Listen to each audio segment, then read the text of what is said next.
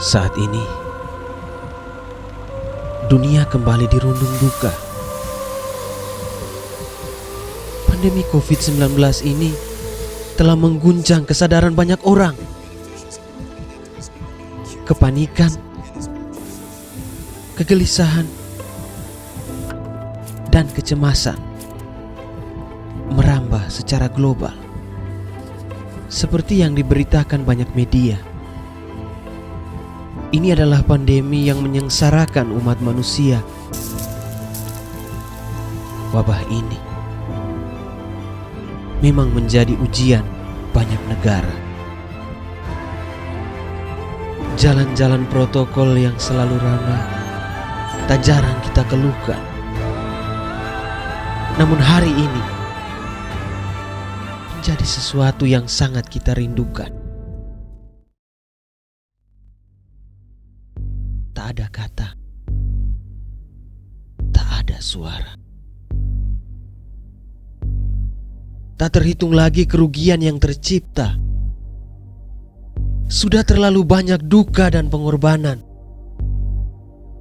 Lengangnya jalan hingga tak bertuan. Hingga tiba himbauan untuk menghindari kerumunan.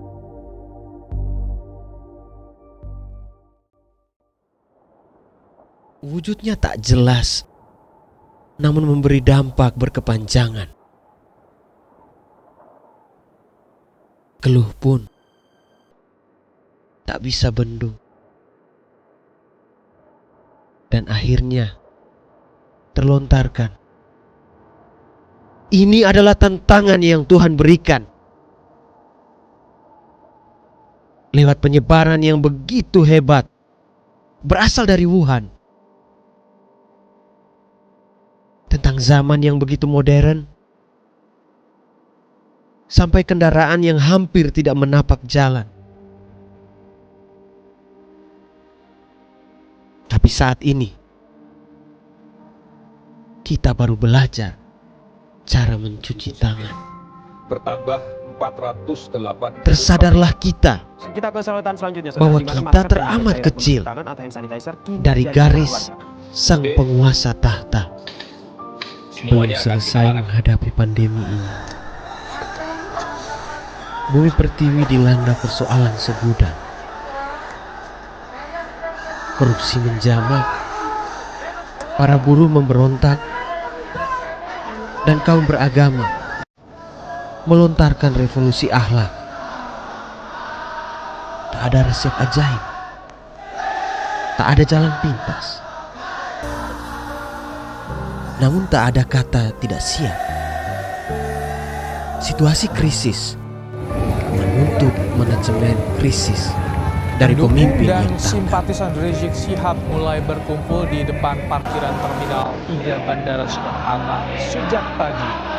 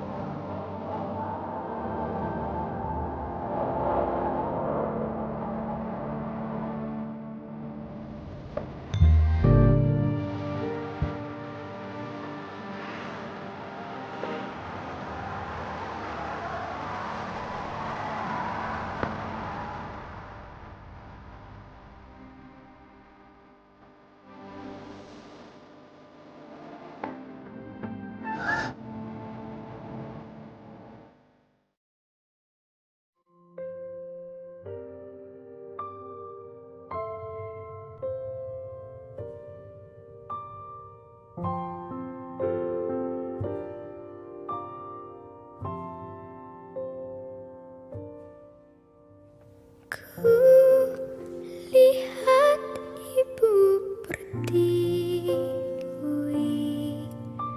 sedang bersusah hati.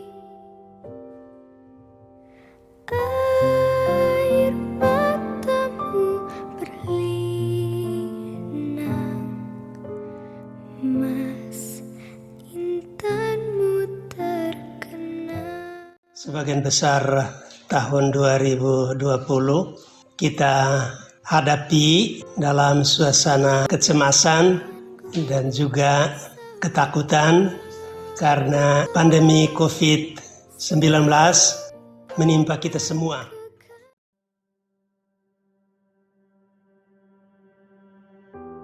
Just assumed I'd play the part of keeping you in the right direction. No matter how your confidence may fall. And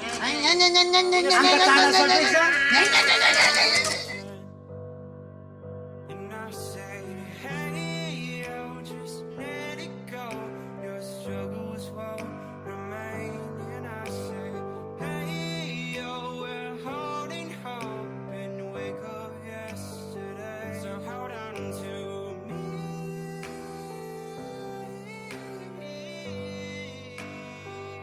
Hold on to me.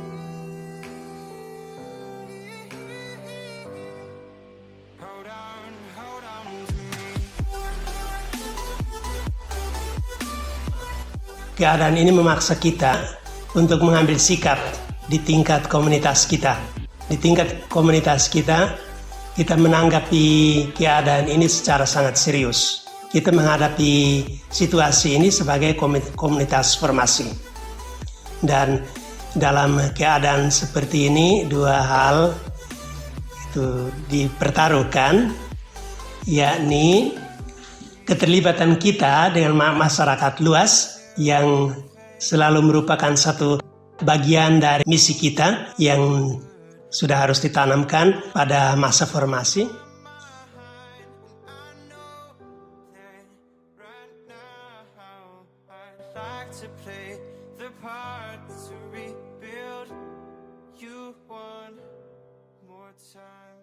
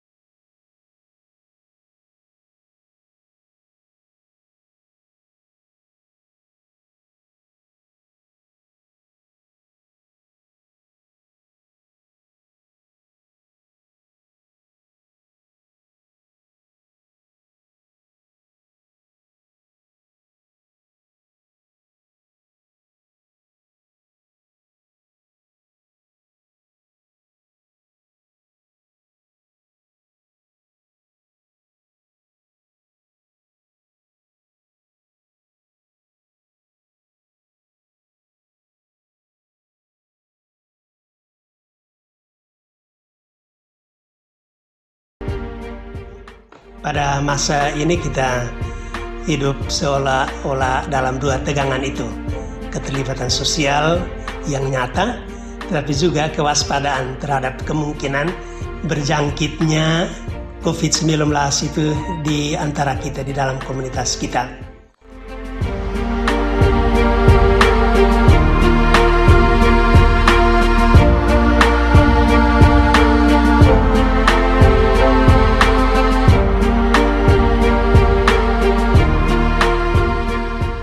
Di antara kegiatan-kegiatan yang sudah kita buat untuk menanggapi situasi darurat dan menakutkan ini, itu kita sudah membatasi diri secara ketat ke dalam, dan itu membawa akibat juga untuk kehidupan kita sehari-hari, untuk komunitas. Misalnya kegiatan-kegiatan bersama sebagai komunitas sangat dibatasi. Dalam hubungan dengan itu, yang kita cemaskan adalah bahwa keadaan ini bisa berakibat bahwa kita kembali ke situasi beberapa tahun lalu yang dicemaskan, yakni unitisme, karena kegiatan-kegiatan dilangsungkan banyak di unit-unit. Kita juga telah berusaha dalam keterbatasan itu untuk memakai kesempatan-kesempatan yang terbatas untuk membina kebersamaan itu. Beberapa kegiatan itu kita lakukan bersama untuk itu komunitas kita. Tapi kegiatan-kegiatan lain yang juga bertujuan untuk membina komunitas kita, persaudaraan dalam komunitas, yakni keterlibatan sama saudara para formandi pada masa liburan besar. Kegiatan diisi dengan membantu di kebun-kebun, dan itu hasilnya kita rasakan sebagai komunitas. Jadi itu unsur positif dari keadaan ini, dan itu bisa membuat orang berpikir bahwa ini kita memakai itu kesempatan yang sempit ini untuk mendapatkan itu keuntungan. Hal lain yang juga dikorbankan, dan pengorbanan itu kita rasakan bersama, yakni tidak dilaksanakannya liburan besar tahun ini dengan keluarga-keluarga kita, seperti pada liburan bulan Juni, Juli lalu.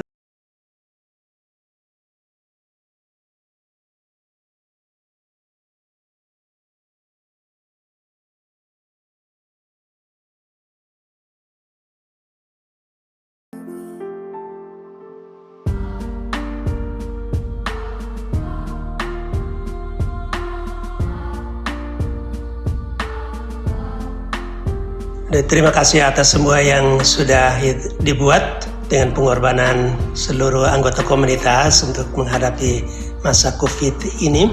Dan saya berbangga bahwa di tengah suasana ini, komunitas kita juga tidak menutup mata terhadap kebutuhan-kebutuhan di luar dan pelayanan-pelayanan kita atau ekstra keluar ke masyarakat luas. Yakni beberapa konfrater tetap melaksanakan pelayanan keluar sesuai dengan renstra kita 3 tahun terakhir, yakni pelayanan rutin terhadap para pasien HIV/AIDS, lalu juga pelayanan terhadap masyarakat yang berkekurangan. Patut dibanggakan kegiatan kelompok spontan pada frater-frater Probanis kita di Gere yang telah berusaha untuk mengumpulkan uang untuk membantu beberapa keluarga yang mereka rasa perlu dibantu pada masa COVID. Jumlah mungkin tidak terlalu besar, tetapi semangatnya luar biasa. Karena itu mengungkapkan kepedulian kita, tidak hanya pada taraf wacana, tetapi juga pada taraf keterlibatan langsung. Banyak orang tahu bahwa komunitas kita berbuat lebih banyak dari yang dilaporkan. Kepedulian dan kepekaan kita tidak boleh menjadi tumpul karena keadaan membatasi kita secara fisik. Hati kita harus selalu terbuka lebar sesuai dengan kepedulian misi kita. Untuk tahun yang baru 2021 akan kita segera masuki, tapi saya mengharapkan bahwa tanggapan kita terhadap situasi pandemi COVID ini harus tetap yang sama. Saya merasa berbangga dan gembira karena selama masa COVID ini tidak ada kesulitan untuk mengorganisir kegiatan-kegiatan dalam komunitas. Terima kasih untuk semua mereka yang sudah berkorban untuk itu, terutama itu para koordinator Siksi-Siksi. Dan saya mengharapkan bahwa semangat yang sama akan kita bawa dalam tahun yang baru. Lalu harapan berikut, yakni agar kita tekun mengikuti aturan protokol kesehatan.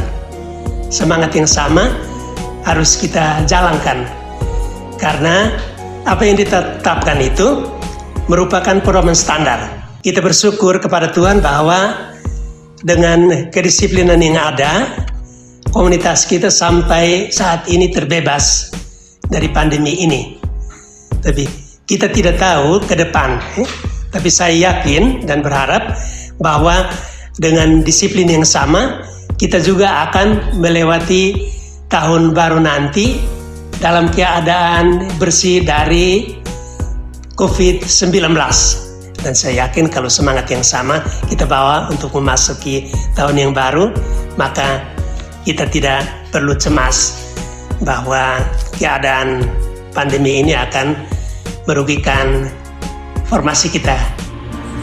Pada bagian berikut saya ingin secara khusus mengucapkan terima kasih kepada orang tua, keluarga, anggota seluruh komunitas, khususnya keluarga para frater dan bruder dalam masa formasi atas pengertian baik mereka selama tahun yang lewat, dan juga terima kasih atas sumbangan yang sudah diberikan selama tahun 2020.